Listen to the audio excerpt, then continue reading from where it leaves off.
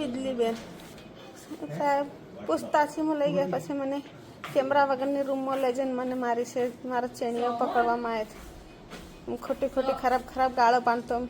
બહુ મારા ગલત કામ કરવા લાગતો મેં ના પાડી બૂમ પાડી મને સાહેબ મારી છે જોરદાર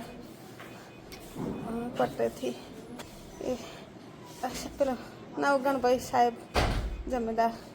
આ રૂમમાં લઈ ગયા સામે કેમેરા વગરની રૂમ હતી પેલા તો કોર્ટમાંથી પેલા સામે રૂમ છે ને તો એ લઈ જઈને મને મારી છે પૂછતાછ કરવા માટે બોલાયા હતા સાહેબ ચોરી થઈ ગઈ હતી ને એના બાબતમાં પૂછતાછ માટે લઈ ગયા હતા કે પૂછતાછ કરવા લઈ ગઈ સામે રૂમમાં લઈ જઈને પછી મને મારી છે સાહેબ એવી તો તકલીફ થાય છે કે દવા માટે આવે સાહેબ હું એનવી પટેલ એડવોકેટ મોડાસા આ કામના ફરિયાદી બીજલીબેન આજરોજ અમારી ઓફિસમાં આવેલા અને બધી અમને પોલીસે મારવાની વાત કરી એટલે એની ફરિયાદ અમે તૈયાર કરી ને બધી જગ્યાએ ઉપલા અધિકારીઓને મોકલી અને જે તે વખત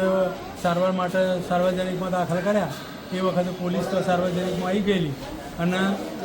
એડમિટ કરેલા નહીં ને આજરોજ અમે પાસે સાર્વજનિકમાં સાથે આવી ના દર્દીની સારવાર માટે એડમિટ કરેલ છે અને મારનાર વ્યક્તિઓ સામે કાયદેસરની ફરિયાદ દાખલ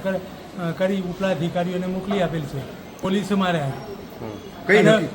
એક ચોરીની ફરિયાદ બાબતે જવાબ લેવા માટે બોલાયા એમાં એક લેડીઝ સાથે આ ફરિયાદી સાથે બીજા 2 માણસો હતા એમને બહાર બેસાડ્યા અને